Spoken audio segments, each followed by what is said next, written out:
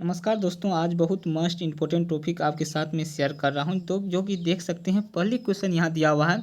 कोशिका की आत्महत्या थैली के नाम से किसको जाना जाता है? यह मेरे भाई, कोशिका की आत्महत्या थैली अगर कहने की बात कीजिएगा तो लेसोसोम को कोशिका की आत्महत्या थैली कहा जाता है मेरे भाई। ठीक ना? तो ए नंबर ऑप्शन सही हो जाएगा मेरे भाई, ए नंबर ऑप्शन सही हो जाएगा। लेसोसोम कोशिका की आत्महत्या थैली है, बल्कि यहाँ रेबोसोम दिया हुआ है जो कि गलत हो जाएगा, एकदम गलत है answer. B number option answer गलत है। न्यूक्लियोसोम, ये भी आंसर गलत हो जाएगा। गोल्जी का, ये भी आंसर गलत हो जाएगा। यानी कि 4 ऑप्शन है मेरे भाई, ए नंबर ऑप्शन सही है, जो कि ए नंबर ऑप्शन सही है। ठीक ना? अगर मेरे वीडियो को आप पहली बार देख रहे हैं मेरे भाई, जरूर चैनल को सब्सक्राइब करके लाइक और कमेंट जरूर कीजिएगा और वीडियो को शेयर कीजिएगा, पूरा वीडियो देखिएगा। चलिए मैं चलता हूँ आपके साथ, अगली क्वेश्चन साझा करता हूँ।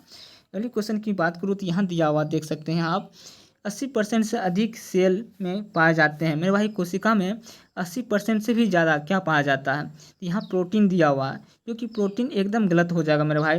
कोशिका में सबसे ज़्यादा पाने की, सबसे ज़्यादा मात्रा में मैं बात करूँ तो यहाँ जल पाया जाता है। कोशिका में सबसे ज़्यादा मात्रा में जल पाया जाता है मेरे भाई, जल पाया जाता है। चर्बी तो ये एकदम गलत हो जाएगा, खनिज भी गलत हो जाएगा। यानी कि डी नंबर ऑप्शन सही हो जाएगा, डी नंबर ऑप्शन सही हो जाएगा मेरे भाई। जल को जो कोशिका में सबसे अधिक पाया जाता है मेरे भाई। वीडियो को पूरा देखिएगा आप, क्या है कि सभी क्वेश्चन आपके लिए इंपॉर्टेंट है परीक्षा के दृष्टिकोण से। चलिए आपके साथ अगली क्वेश्चन में साझा करता हूँ। ये क्वेश्चन देखिए क्या कह रहा है। किसकी उपस्थिति के कारण किसी पादप कोशिका और पशु कोशिका में अंतर पाया जाता है? कौन सा चीज़ ऐसा है जिससे पादप कोशिका और पशु कोशिका, जंतु कोशिका में अंतर पाया जाता है मेरे भाई? पादप और जंतु कोशिका में अंतर की बात कीजिएगा, इसमें कोशिका भित्ति को लेकर के अंतर हो जाता है। पादप कोशिका और जंतु कोशिका में मेरे भाई, पशु कोशिका में यानी कि कोशिका भित्ति को लेकर के मेरे भाई अंतर हो जाता है। इस चीज़ों को ध्यान रखिएगा, बल्कि क्लोरोप्लास्ट को लेकर नहीं, ठीक है ना? कोशिका कला को लेकर के नहीं, केंद्रक को लेकर के नहीं। यानी कि बी नंबर है मेरे भाई, कोशिका भित्ति, जो इसी के लेकर के पादप कोशिका और पशु कोशिका में थोड़ा सा अंतर हो जाता है। चीज़ों को आपको ध्यान में रखना है। चलिए आपके साथ अगली क्वेश्चन साझा करता हूँ मैं। यहाँ क्वेश्चन दिया हुआ मेरे भाई कि गोल्जिका का प्रमुख कार्य क्या है? गोल्जिका का प्रमुख कार्य क्या है मेरे भाई? यहाँ ए नंबर ऑप्शन दिया हुआ मेरे भाई, आप देख सकते हैं शोषण। क्योंकि शोषण की बात कीजिएगा तो एक नंबर गलत हो जाएगा, ठीक ना? उसके बाद कोशिका का विभाजन शुरू होना, यानी कि गोल्जिका का प्रमुख कार्य है कोशिका के विभाजन का शुरू करना, ये भी गलत हो जाएगा। पाचन रस का उत्पन्न करना, ये भी गलत हो जाएगा मेरे भाई। इसकी आंसर की बात कीजिएगा तो गोल्जिका का प्रमुख कार्य की बात कीजिए तो कार्य हो जाएगा मेरे भाई अंतःस्रावी। क्या हो जाएगा? सर्वी हो जाएगा मेरे भाई। डी नंबर आंसर सही हो जाएगा। इस चीज़ों को आपको ध्यान में रखना है, ठीक ना? चलिए आपके साथ अगली क्वेश्चन में साझा करता हूँ मेरे भाई। अगली क्वेश्चन की बात कीजिएगा, यहाँ क्वेश्चन हो जाएगा, निम्नलिखित में से कौन सा कोशिकांग डीएनए में यानी कि निम्नलिखित में से कौन सा कोशिकांग डीएनए रखता है? यानी कि कौन सा कोशिकांग है जो डीएनए रखने का काम करता है? तो डीएनए रखने की बात कीजिएगा आप तो यहाँ 4 ऑप्शन दिया हुआ है। यहाँ दिया हुआ है सेंट्रोसोल। क्या दिया हुआ है मेरे भाई? सेंट्रोसोल दिया हुआ है, जो कि गलत हो जाएगा। उसके बाद गोल्जिका दिया हुआ है, जो कि ये भी गलत हो जाएगा। उसके बाद यहाँ दिया हुआ है लेसोसोम, ये भी गलत हो जाएगा। कोशिकांग डीएनए, यानी कि कौन सा कोशिकांग डीएनए रखता है, तो इसका आंसर हो जाएगा मेरे भाई माइक्रोकोन्ड्रिया। क्या हो जाएगा आंसर? माइक्रोकोन्ड्रिया हो जाएगा। इसी को ध्यान रखना है, जो कि सही हो जाएगा मेरे भाई, ठीक है ना? यानी कि डी नंबर आंसर सही हो जाएगा कि कौन सा कोशिकांग डीएनए रखता है, तो माइक्रोकोन्ड्रिया डीएनए रखता है मेरे भाई। इस चीज़ों को आपको याद रखना है। चलिए आपके साथ में चलता हूँ, आपके साथ अगली क्वेश्चन साझा करता हूँ। ये भी बहुत इंपॉर्टेंट क्वेश्चन है, ठीक ना? प्रेवकेंडा सेल डेट का कोशिका एवं आणविक नियंत्रण क्या कहलाता है मेरे भाई? एपोप्टोसिस कहलाता है क्या? इसका आंसर की बात कीजिएगा, एप्टोसिस नहीं कहा जाता मेरे, ये ऑप्शन गलत हो जाएगा। एप्टोसिस गलत हो जाएगा। एंजिंग कहलाता है मेरे भाई। क्या कहलाता है?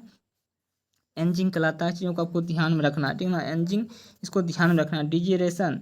डीजेनेरेशन ये भी गलत हो जाएगा। निक्रोसिस ये भी गलत हो जाएगा। यानी कि बी नंबर आंसर सही हो जाएगा। चीज़ों को आपको याद रखना है, बहुत इंपॉर्टेंट क्वेश्चन है ये। चलिए आपके साथ अगली क्वेश्चन साझा करता हूँ। ये क्वेश्चन भी देख सकते हैं आप। इलेक्ट्रॉन समदर्शी को की खोज किसने की थी? इलेक्ट्रॉन समदर्शी की खोज की बात कीजिएगा आप, इलेक्ट्रॉन समदर्शी की खोज किसने किया था? इसका खोज किया था नॉल और रस्का ने। कौन किया था? नॉल और रस्का ने इलेक्ट्रॉन समदर्शी की खोज किया था। ए नंबर ऑप्शन सही हो जाएगा मेरे भाई। स्लाइडेन स्वान गलत हो जाएगा। फ्लेमिंग ब्राउन ये भी गलत हो जाएगा।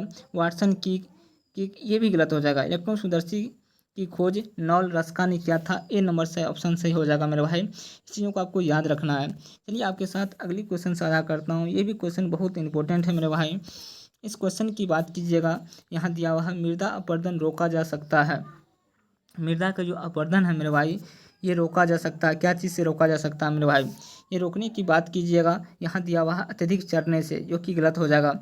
वनस्पति के हटने के द्वारा, ये भी गलत हो जाएगा। वनों को उगाने के द्वारा, मेरे भाई यही आंसर सही हो जाएगा।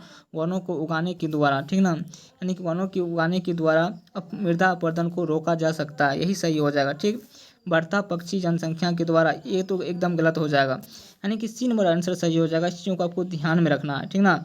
चलिए आपके साथ अगली क्वेश्चन साझा करता हूँ मेरे भाई, वीडियो को पूरा देखिएगा।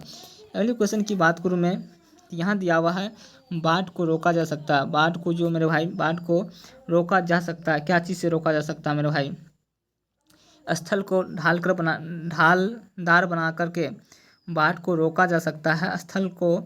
बाढ़ को रोका जा सकता है, स्थल को ढालदार बना करके। क्या? नहीं मेरे भाई, ये तो एकदम गलत हो जाएगा, ठीक ना, ये एकदम गलत हो जाएगा। जल आवरण को हटा करके बाढ़ को रोका जा सकता है, ये भी गलत हो जाएगा। वनों को काट कर, ये भी गलत हो जाएगा मेरे भाई। बाढ़ को रोका जा सकता है मेरे भाई, नदियों पर बांध बना करके, वृक्षारोपण करके। नदी पर बांध बनाइए या वृक्ष को आप रोपिए, यानी कि वृक्ष को जनसंख्या बढ़ाइए, यानी कि वृक्ष रोपण यानी कि बढ़ाइए मेरे भाई, वृक्षारोपण कीजिए, जिससे बाढ़ रोका जा सकता है। यानी कि इसका आंसर की बात कीजिएगा तो इसका आंसर हो जाएगा आपको, यानी कि डी नंबर आंसर सही हो जाएगा, ठीक ना। डी नंबर आंसर सही होगा, डी नंबर आंसर सही हो जाएगा मेरे भाई। चीज़ों को आपको ध्यान में रखना है, याद रखना है। अगर पूरा वीडियो देखें हैं, आपको बहुत इंपॉर्टेंट लगा है ये सेशन, और बहुत इंपॉर्टेंट है, प्रत्येक एग्जाम में पूछा ही गया ही क्वेश्चन में लाया हूँ। इसलिए चैनल को सब्सक्राइब करके और लाइक कीजिएगा। अन्य दोस्तों तक ये वीडियो को शेयर कीजिएगा मेरे भाई, अन्य दोस्तों तक ये वीडियो को शेयर कीजिएगा, क्योंकि वीवीआई क्वेश्चन ही जो मैं बताया हूँ बहुत वीवीआई क्वेश्चन है। और वीडियो को शेयर कीजिएगा और नोटिफिकेशन में रखिएगा, चैनल को सब्सक्राइब करके। ठीक, यहीं पे वाणी की विराम करता हूँ। जय हिंद, जय भारत।